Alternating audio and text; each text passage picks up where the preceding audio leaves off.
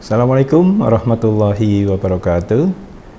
Pada kesempatan kali ini kita akan membicarakan topik perkuliahan tentang model-model atau teori pembangunan. Model atau teori pembangunan ini adalah merupakan konsep yang dibuat oleh para ahli di bidang politik, pemerintahan, dan juga ekonomi tentang bagaimana cara suatu negara melakukan proses-proses tahapan pembangunan dan kemudian disertai indikator-indikator atau kriteria-kriteria tertentu sehingga arah dari pelaksanaan pembangunan itu menuju kepada satu kondisi keadaan yang lebih baik daripada masa lalu negara tersebut. Nah, apa saja teori-teori tersebut hari ini akan kita bicarakan bersama. Model dari pembangunan itu pada prinsipnya membicarakan tentang yang pertama, bagaimana sebenarnya suatu negara itu membangun dirinya, bagaimana negara itu memperbaiki keadaan rakyat dan juga mungkin faktor-faktor yang berkaitan dengan kehidupan masyarakat atau negara tersebut.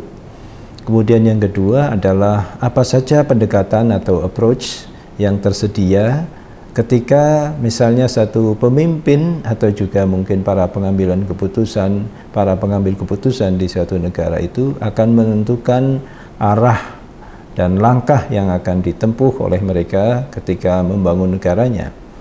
Dan kemudian barangkali di dalam kesempatan ini kita bisa juga nanti membicarakan tentang bagaimana model yang paling tepat harus bisa diambil oleh negara berkembang seperti negara Indonesia, negara kita tercinta ini.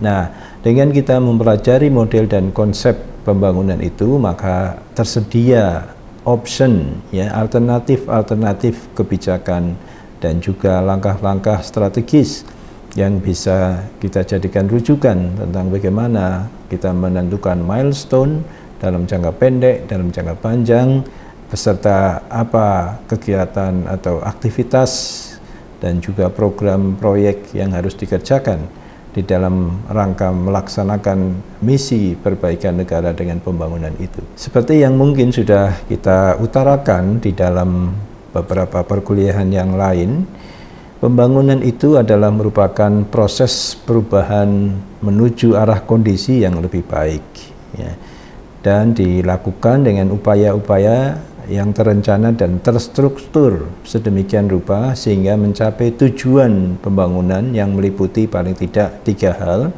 Yang pertama adalah peningkatan standar hidup atau levels of living setiap orang, setiap warga negara di negara tersebut, baik itu pendapatannya, tingkat konsumsi pangannya, sandangnya, papannya, pendidikan, kesehatannya, dan seterusnya. Yang pada intinya setiap saat kondisi-kondisi tersebut semakin hari harus menjadi semakin lebih baik, sehingga kalau kita akan mengukur tentang bagaimana keberhasilan suatu negara, satu periode pemerintahan di dalam proses pembangunan, kita harus bisa membandingkan antara starting point dengan end point. Ketika masa periode tertentu itu dimulai, berapa pendapatan dari masyarakat, pendapatan per kapitanya misalnya, dan kemudian di akhir itu berapa pendapatannya. Kalau terjadi peningkatan, berarti pada aspek itu terjadi keberhasilan.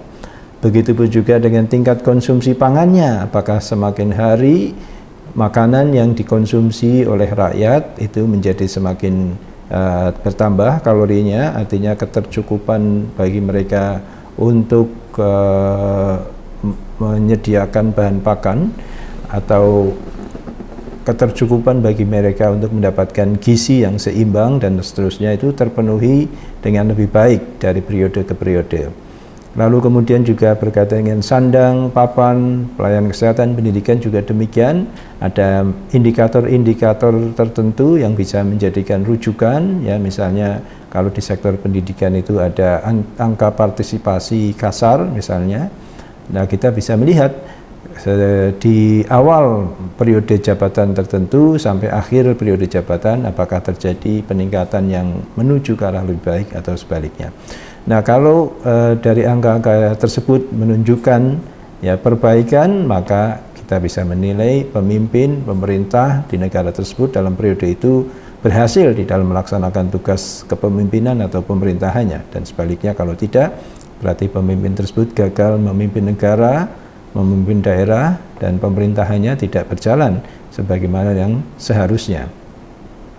Kemudian tujuan pembangunan yang kedua adalah penciptaan berbagai kondisi yang memungkinkan tumbuhnya rasa percaya diri atau self-esteem bagi setiap warga negara. Orang setiap saat itu harus tumbuh rasa confidence bahwa dirinya, masyarakatnya akan mampu mengatasi persoalan-persoalan kehidupan, tidak diliputi oleh rasa khawatir atau rasa takut terhadap masa depan dirinya, anaknya, keluarganya, bangsa dan negaranya, sehingga negara itu harus bisa menciptakan satu sistem terintegrasi yang menjamin ya mekanisme otomatis bagi setiap warga negaranya untuk bisa mencapai level derajat kesejahteraan tertentu yang secara komunal itu bisa dicapai bersama-sama. Nah, kalau negara itu memiliki sistem jaminan kesejahteraan sedemikian rupa, setiap saat menjadi lebih baik, setiap saat menjadi lebih banyak, misalnya jaminan perlindungan yang diberikan negara kepada warganya, maka negara tersebut bisa dikatakan telah berhasil di dalam melaksanakan pembangunan. Dan sebaliknya, kalau negara itu tidak bisa menciptakan rasa percaya diri bagi warga negaranya, menyebabkan warga negaranya kebingungan di dalam menghadapi masa depan atau memenuhi kebutuhan-kebutuhan mereka dan seterusnya, sementara negara tidak hadir untuk memberikan proteksi perlindungan sosial ketika mereka mengalami kegagalan dan seterusnya, maka bisa dibilang bahwa negara tersebut atau pemimpinnya atau pemerintahannya tidak berhasil di dalam mencapai tujuan pembangunan yang kedua ini. Kemudian tujuan pembangunan yang ketiga adalah peningkatan kebebasan atau freedom atau demokrasi bagi setiap orang. Jadi substansi pelaksanaan pembangunan itu juga harus bisa memastikan semua warga negara pada prinsipnya bisa menempuh jalan hidup sesuai dengan preferensi mereka sendiri-sendiri. Dengan catatan tentu saja preferensi tersebut tidak merugikan atau mengganggu bagi preferensi warga negara yang lain. Tapi pada prinsipnya di dalam konteks pembangunan, orang itu harus terbebas dari tekanan, dari intimidasi, dari bullying, dari diskriminasi, marginalisasi yang dilakukan oleh individu maupun kelompok oleh siapapun terhadap mereka sedemikian rupa sehingga mereka bebas mengekspresikan pendapat, mengekspresikan gagasan atau melakukan komplain dan seterusnya sedemikian rupa sehingga mereka terbebas dari rasa yang berkaitan dengan kekhawatiran akibat tekanan yang diberikan kepada mereka oleh orang lain. Nah, ini adalah 3 esensi dari tujuan pembangunan yang nanti akan kita diskusikan berkaitan dengan konsep dan teori pembangunan itu sendiri. Nah, di dunia akademik itu setidaknya ada 4 model pembangunan yang sekarang ini ada. Yang pertama adalah model dari Rostow yang mengajarkan tentang stage of growth. Jadi negara di dalam melaksanakan pembangunan itu harus melampaui satu tahapan pertumbuhan, ya satu rangkaian tahapan pertumbuhan.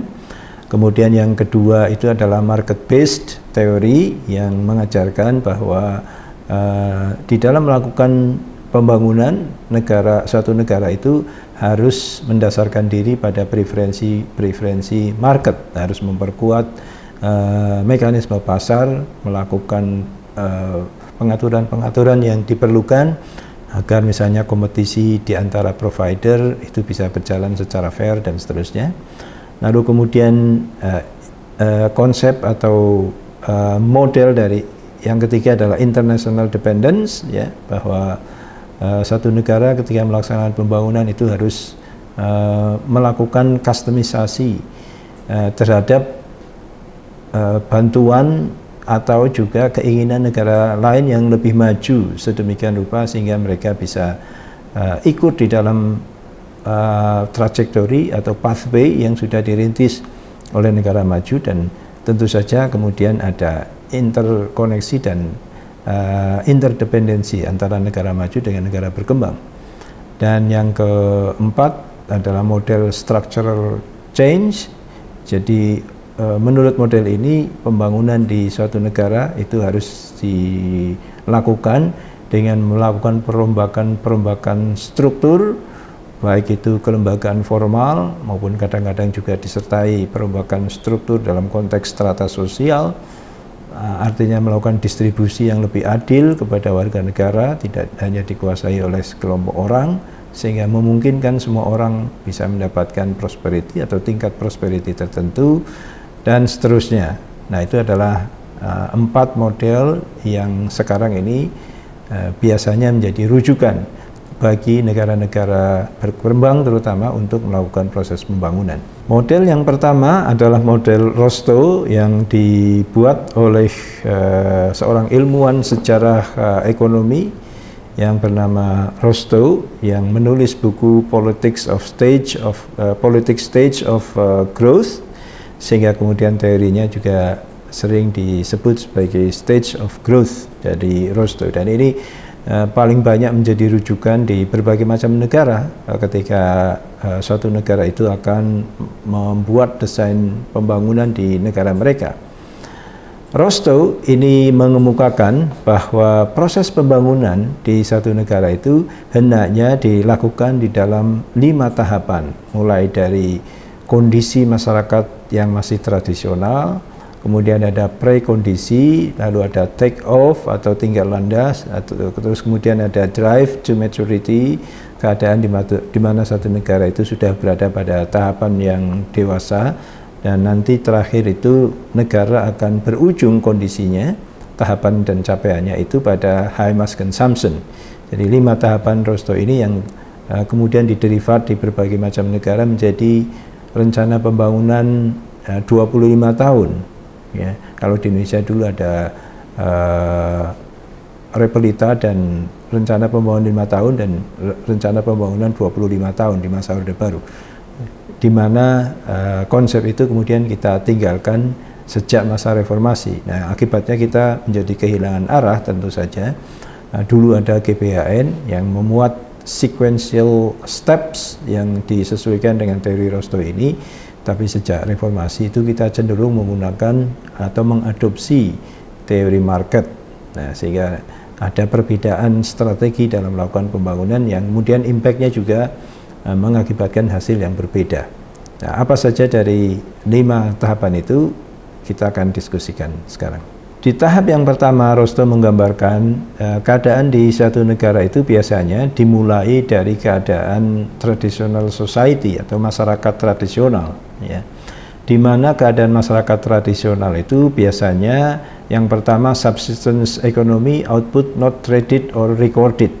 Jadi masyarakat itu melakukan aktivitas produksi, proses produksi, terutama itu di agriculture, yang mana di dalam pengerjaan agriculture atau di sektor pertanian itu biasanya padat tenaga atau labor atau intensive agricultural process atau production, yang kemudian akan tetapi hasil dari proses produksi itu tidak banyak dicatat atau diperdagangkan.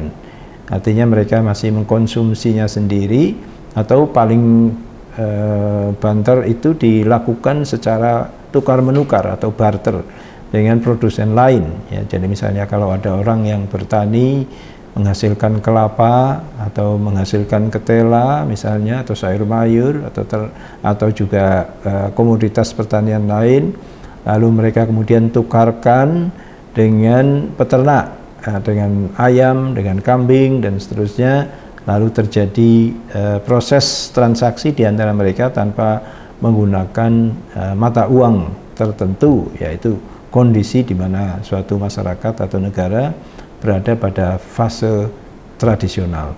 Nah, kemudian di fase yang kedua menurut Rostow itu adalah preconditions, yaitu suatu negara hendaknya memulai proses pembangunan itu dengan mengutamakan kegiatan pertambangan atau mining, ya. di mana ketika negara itu memulai proses pertambangan, maka diharapkan akan mempercepat terjadinya capital accumulation, mempercepat adanya ketersediaan uang yang bisa dipakai sebagai capital untuk membeli peralatan-peralatan yang diperlukan dalam bidang pertanian atau agriculture. Nah, sehingga kemudian hasil produksi pertanian itu bisa lebih banyak ya, dan volumenya maupun kualitasnya bisa menjadi lebih baik, dan itu akan meningkatkan taraf kehidupan dari rakyat yang memproduksi atau beraktivitas di dalam produksi di bidang pertanian tersebut. Nah, akan tetapi biasanya hasil dari mining ini tidak cukup sehingga negara itu bisa melakukan proses peminjaman eksternal, ada loan dari negara lain atau lembaga internasional untuk mendanai ya pembuatan infrastruktur di negara tersebut, dan kemudian infrastruktur itu bisa memfasilitasi terjadinya intensifikasi perdagangan maupun jasa dan seterusnya, serta produksi pertanian atau juga produksi yang lain sedemikian rupa sehingga kemudian ada pertumbuhan ekonomi di situ.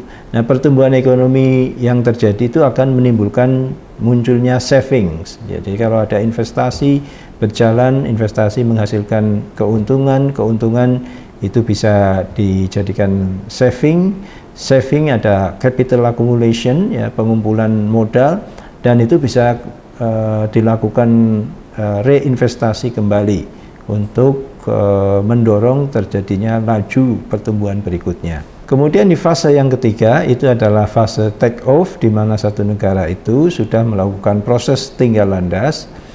Biasanya itu ditandai dengan adanya increasing industrialization, jadi ada proses di mana industri itu tumbuh, pabrik-pabrik dan seterusnya, produksi massal mulai dijalankan, sehingga kemudian ada further growth in savings and investment, jadi ada keberlanjutan untuk saving dan investasi ya, ada pengumpulan modal dan kemudian direinvestasi kembali, sehingga kemudian muncul some regional growth ya, ada penyebaran pertumbuhan tidak satu titik tetapi ke banyak titik, masing-masing melaksanakan proses-proses kegiatan ekonomi dengan disesuaikan dengan potensi di lokalitas daerah tersebut, sehingga kemudian kalau ini sudah masuk ke fase ini, ada biasanya penurunan di dalam number of employed in agricultural sector ya, ada penurunan orang yang bekerja di sektor pertanian karena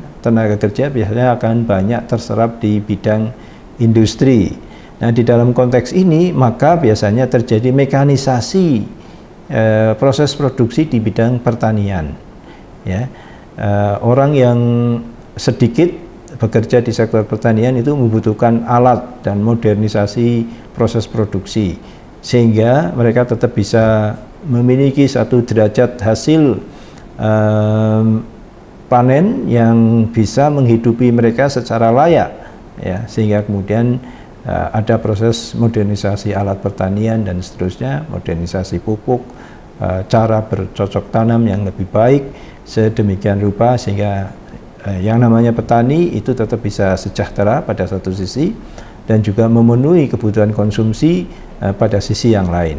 Nah, ini adalah merupakan fase di mana negara tersebut sudah mulai take off menurut konsepsi Rostow. Pada tahap yang keempat, Rostow menyebutkan tahap ini sebagai drive to maturity, di mana growth becomes self-sustaining, wealth generation enables further investment in value-adding industry and development. Pada tahap yang keempat ini, negara menuju kepada suatu kedewasaan di mana diasumsikan oleh Rostow terjadi pertumbuhan yang bersifat sustainable ya, bersifat terus-menerus, tidak perlu lagi ada insentif disinsentif yang sifatnya mendasar.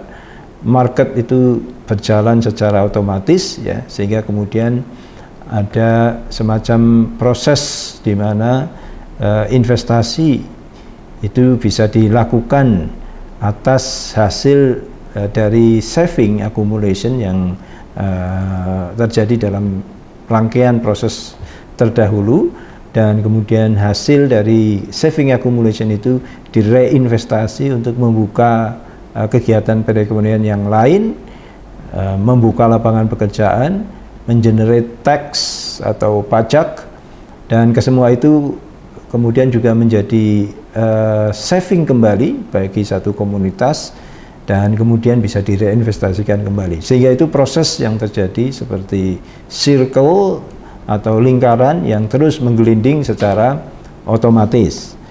Nah, pada kondisi yang seperti itu biasanya industri more diversified, industri menjadi semakin berkembang di dalam jenis-jenis produk yang berbeda-beda atau jasa yang berlainan, serta increase in levels of technology utilized, dan juga teknologi yang digunakan di dalam proses produksi dan jasa layanan pada tahapan ini itu menjadi semakin tinggi, ya. Teknologi yang dipakai menggunakan misalnya robot, sensor, atau juga mekanisme mesin otomatis dan seterusnya, sehingga kemudian pada sisi lain, pada satu sisi akan lebih cepat mengenerate keuntungan, mengenerate proses produksi. Dari kecepatan produksi yang lebih itu akan mengenerate lebih banyak keuntungan, dan keuntungan yang lebih banyak akan mempercepat capital accumulation. Capital accumulation yang cepat besar akan bisa mempercepat juga reinvestasi, dan reinvestasi yang banyak, proses produksi dan prosedurnya itu kemudian akan menghasilkan banyak job availability bagi penduduk dan seterusnya, serta sekaligus juga lebih banyak pajak yang bisa dikumpulkan oleh negara, dan itu terus kemudian bergulir secara otomatis sedemikian rupa sehingga menjadi self-sustaining process of development. Kemudian pada stage yang kelima, Rostow menyebutkan sebagai high mass consumption step, di mana pada kondisi yang kelima ini suatu negara itu biasanya sudah memiliki high output levels, jadi produksinya menjadi masif, ya. Kalau kita mengikuti proses yang terjadi di Cina itu kira-kira seperti ini yang dilakukan oleh mereka menggunakan teori Rostow itu. Di tahun 2000 ke bawah kita melihat Cina itu kebanyakan orangnya kan masih menggunakan sepeda ontel, ya. Beijing foto-foto tahun 2000 ke bawah itu masih banyak sepeda ontel. Tapi kalau kita berkunjung ke Beijing pada saat sekarang ini, itu hampir tidak ada lagi pemandangan orang menggunakan sepeda ontel, ya, karena proses-proses produksi itu berjalan secara masif, banyak orang tertarik untuk berpartisipasi, engage di dalam proses produksi tersebut, dan kemudian mereka mendapatkan prosperity, sehingga orang yang tadinya ketika mereka itu berada pada situasi agriculture, mereka tentu tidak banyak output, pendapatan, revenue, dan seterusnya, hasil kerja. Tetapi ketika mereka sudah masuk dalam satu akselerasi proses industrialisasi, kemudian mereka bisa menghasilkan output yang lebih banyak, ya, penghasilan atau hasil kerja, dan nanti implikasinya tentu kepada penghasilan tadi yang lebih tinggi dari hari ke hari. Lalu konsekuensi berikutnya adalah mass consumption of consumer durables. Orang yang memiliki pendapatan lebih baik, mereka cenderung akan spending their money to enjoy their life, ya. Mereka semakin banyak mengkonsumsi sumber daya, ya. Dahulu mereka masih irit-irit, ya, beli baju mungkin 1 tahun sekali.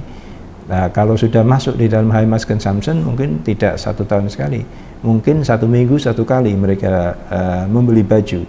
Begitu juga makan di luar. Dulu mungkin orang, misalnya katakanlah Cina tahun 2000-an, ya, kebanyakan orangnya kalau makan ya di rumah sendiri, ya, karena masih khawatir terhadap masa depan dan mereka diliputi oleh kemiskinan. Tapi begitu mereka masuk dalam fase high mass consumption pada saat sekarang ini, restoran di Cina itu selalu penuh dengan pengunjung, ya, misalnya.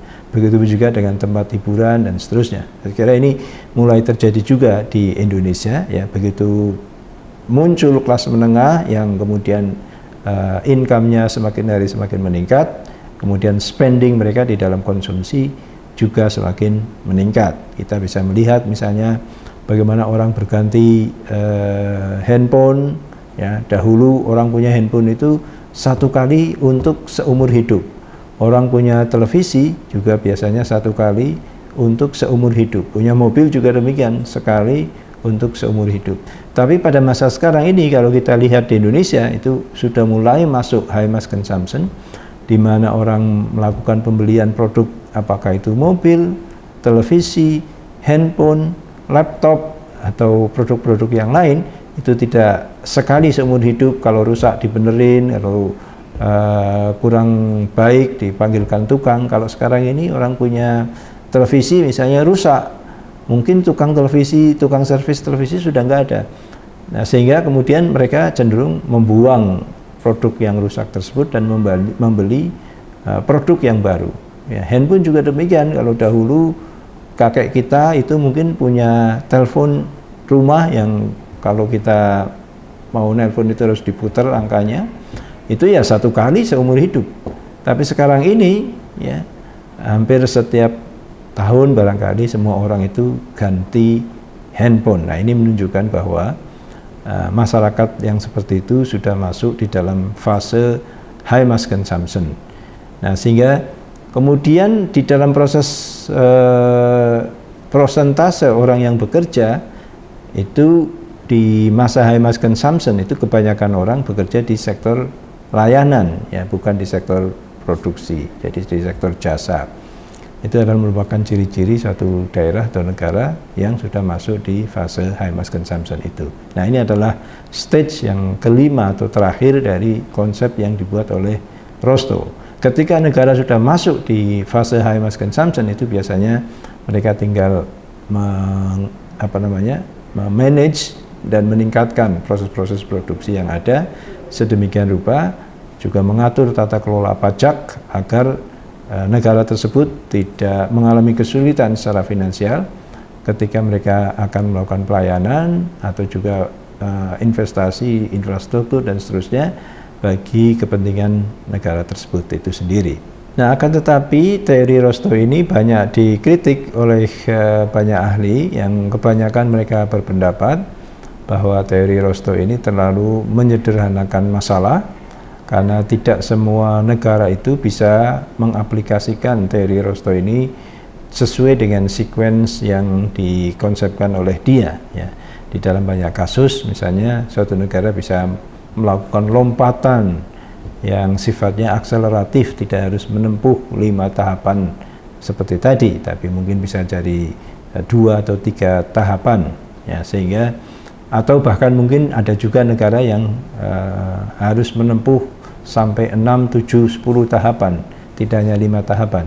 Nah, sehingga apa yang dikonsepkan oleh Rostow tentu tidak bisa digeneralisir untuk semua negara, bahwa itu bisa menginspirasi suatu negara di dalam mendesain pembangunan mereka, iya, tetapi dalam kenyataannya tidak semua negara itu bisa mengikuti pola yang dibuat oleh Rostow karena berbagai macam kondisi yang berbeda-beda. Nah, teori development yang kedua itu adalah teori market atau market-based theory. Konsep dari model ini dihubungkan dengan pemikiran ekonom bernama Adam Smith yang menulis buku The Wealth of Nations. Ya. Pada prinsipnya, konsep atau model ini mengajarkan bahwa pembangunan itu ditentukan oleh seberapa jauh pasar mengalokasikan sumber daya atau resources. Artinya, kalau pasar itu bergerak di dalam mekanisme yang bersifat fair dan terjamin, mekanisme yang adil itu tanpa ada tekanan intervensi atau juga rekayasa dari satu pihak atau juga dari pemerintah, maka pasar itu akan mengakselerasikan dirinya secara otomatis, ya.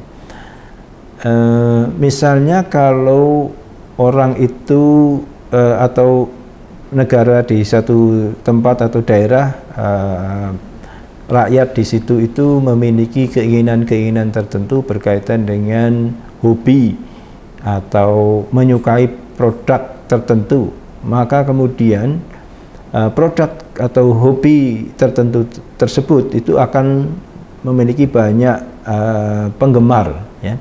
Yang mana dari banyaknya penggemar itu mereka akan mengakselerasi insentif bagi provider. Mereka menyebabkan munculnya misalnya produsen-produsen atau toko-toko atau pelayanan-pelayanan yang disesuaikan dengan demand tersebut. Nah, kemudian dari situ akan muncul proses-proses di mana para penyedia jasa atau juga produk itu akan mendapatkan lebih banyak keuntungan, dan keuntungan-keuntungan yang ada itu akan bisa dengan sendirinya direlokasikan atau direinvestasikan untuk kegiatan-kegiatan yang lain. Sehingga di dalam konteks ini, menurut teori market based, pemerintah itu tidak perlu membatasi atau mengatur terlalu dalam bekerjanya sektor ekonomi, melainkan pemerintah cukup to encourage enterprise and to reduce regulation and inefficiency in free markets and establish ownership of property rights. Jadi lebih baik pemerintah itu membiarkan proses-proses yang terjadi di market itu berjalan dengan natural, alamiah. Tidak perlu pemerintah itu melakukan intervensi, misalnya menetapkan tarif, menetapkan harga, menetapkan jumlah komoditas dan seterusnya, melainkan diserahkan saja kepada pasar. Tugas dari pemerintah hanya mengencourage terjadinya interaksi ekonomi, mengencourage tumbuhnya entrepreneur baru, enterprise yang lebih memiliki kekuatan di dalam melayani kebutuhan-kebutuhan masyarakat, dan mengurangi peraturan-peraturan serta inefisiensi di dalam anggaran dan seterusnya yang menyebabkan terganggunya mekanisme pasar secara fair tersebut. Nah, akan tetapi teori market ini juga dikritik oleh banyak pihak, utamanya berkaitan dengan kemungkinan terjadinya market failure atau kegagalan pasar, di mana bisa jadi satu negara, satu daerah itu tidak bisa rakyatnya di situ memenuhi hajat hidupnya akibat pasar tidak berjalan atau tidak ada orang yang mau untuk melakukan proses transaksi ekonomi, ya. Misalnya di daerah tertinggal, di daerah terluar, di daerah terpencil, rakyat di daerah tersebut sebenarnya ingin menempuh pendidikan atau berobat ke rumah sakit atau juga ingin makan di kafe, akan tetapi karena secara geografis barangkali populasi di situ masih sedikit, akses transportasinya juga belum ada dan seterusnya, maka tidak ada investasi yang masuk ke situ, sehingga kemudian market mechanism itu tidak bekerja, sehingga orang butuh makan, tidak ada restoran, ya, orang butuh sekolah, tidak ada sekolah, orang ingin nonton bioskop, tidak ada bioskop di situ. Nah, sehingga kemudian di dalam kondisi seperti itu, tentu saja mekanisme pasar tidak akan bisa melakukan jaminan atau memberikan jaminan terjadinya pembangunan secara otomatis di daerah tersebut. Di dalam konteks ini kemudian muncul teori pembanding bahwa intervensi dan kehadiran negara pada daerah-daerah yang kondisinya seperti itu bisa mengeksklud atau bisa taking over peran dari pasar itu sendiri. Jadi pemerintah datang ke daerah situ untuk memberikan atau membangun misalnya pasar, sarana pendidikan atau sarana kesehatan, manakala pihak swasta tidak mau atau tidak mampu melakukan hal yang serupa itu. Teori pembangunan yang ketiga itu adalah international dependence. Konsep yang dikembangkan oleh teori ini itu banyak dipengaruhi oleh ideologi kiri, ideologi sosialisme dan paham-paham Marxian, dan konsep dari international dependence theory itu menggambarkan bahwa proses pembangunan yang terjadi di dunia ini pada intinya adalah eksploitasi dari negara maju kepada negara berkembang, di mana negara maju itu mendeterminasi apa-apa yang dilakukan oleh negara berkembang dan mereka bertindak seolah-olah menjadi supervisor dan menjadi penolong bagi negara berkembang, tetapi pada intinya tidak ada makan siang gratis, sehingga walaupun di dalam terminologi tertentu itu seolah-olah negara maju memberikan bantuan, pinjaman dan seterusnya, tetapi pada sisi yang lain negara berkembang itu justru dieksploitasi untuk menuruti keinginan negara maju,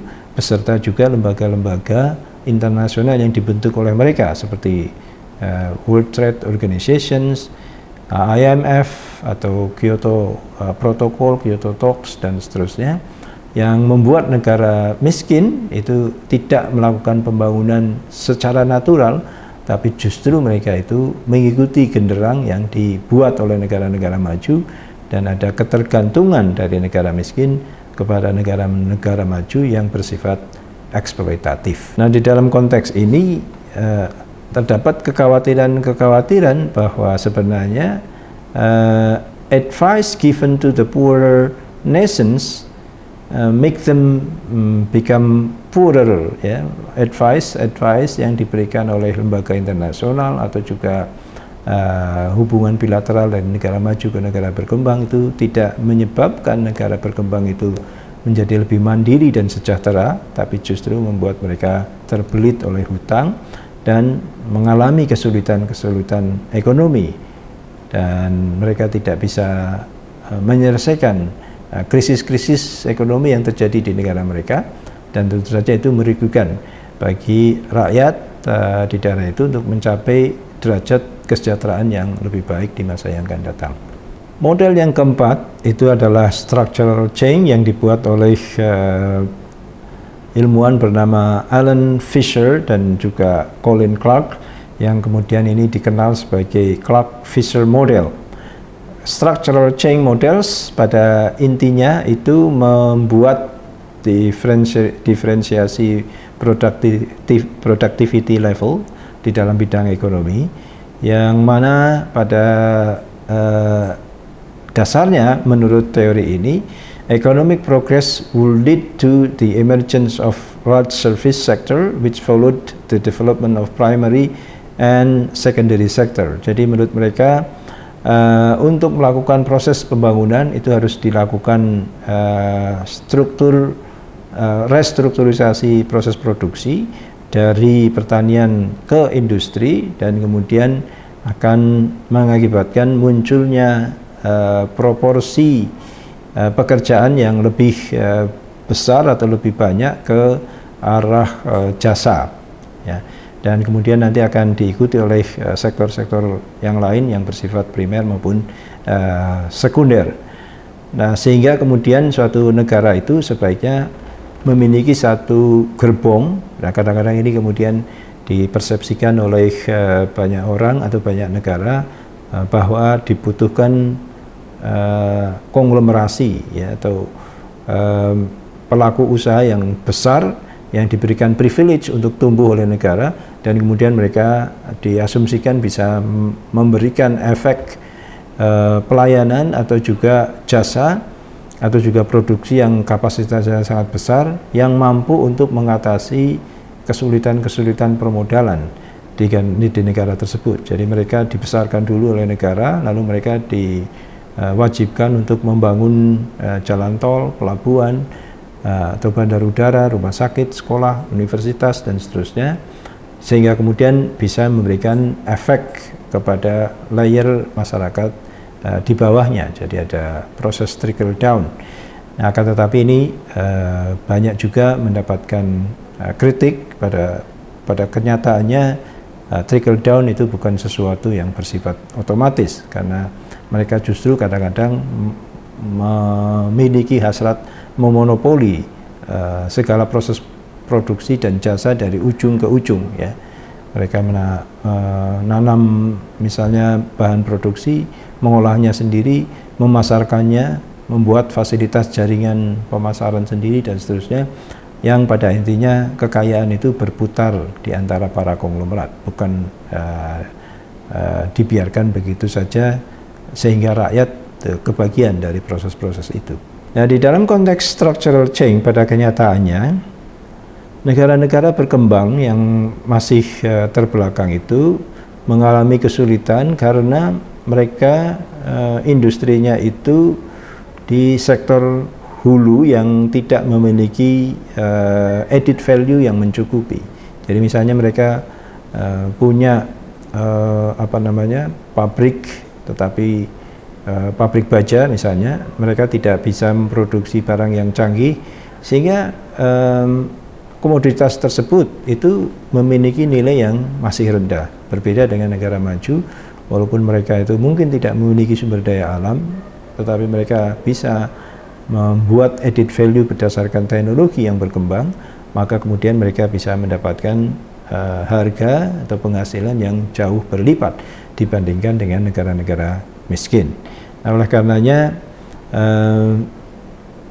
teori ini mendorong bahwa negara harus bisa memberikan insentif bagi orang-orang yang mengembangkan teknologi dengan misalnya memberikan diskon pajak atau memberikan fasilitas tertentu yang memudahkan bagi orang yang mau untuk berinvestasi itu untuk melakukan investasi di negara itu. Ya, jadi pada prinsipnya menurut struktur model ini, negara yang membangun itu harus bisa segera merubah mindset pembangunan itu dari yang tadinya mengemphasize pembangunan di bidang agriculture menjadi industrial sector atau juga service sector. Karena agricultural sector itu low added ya, dan lambat untuk bisa mendatangkan capital accumulation. Kelambatan di dalam capital accumulation itu menjadi juga memperlambat proses kesejahteraan masyarakat. Nah, sehingga harus dirubah menjadi industrial atau service sector yang di situ added value bisa cepat diperoleh. Added value menyebabkan high return investment dan juga profit.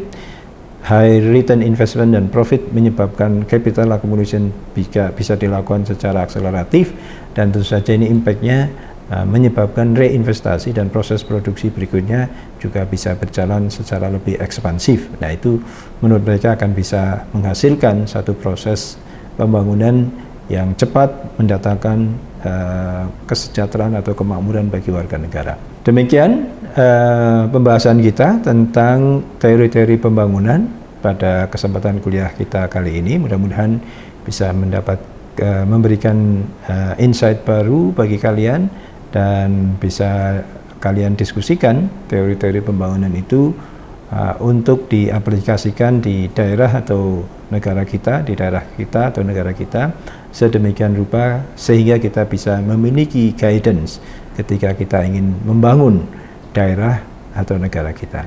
Terima kasih dan sampai bertemu di lain kesempatan. Assalamualaikum warahmatullahi wabarakatuh.